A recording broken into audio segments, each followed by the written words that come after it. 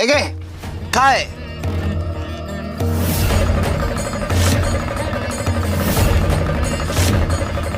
कारलं? स्वामी, कारलं फार कडू असतं हो. काय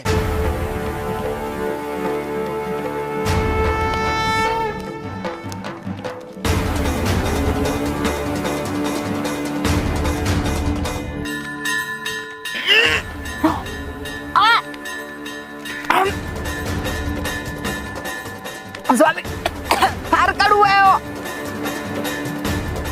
कपले, कारलं तुपात तळलं काय आणि साखरेत घोळलं काय.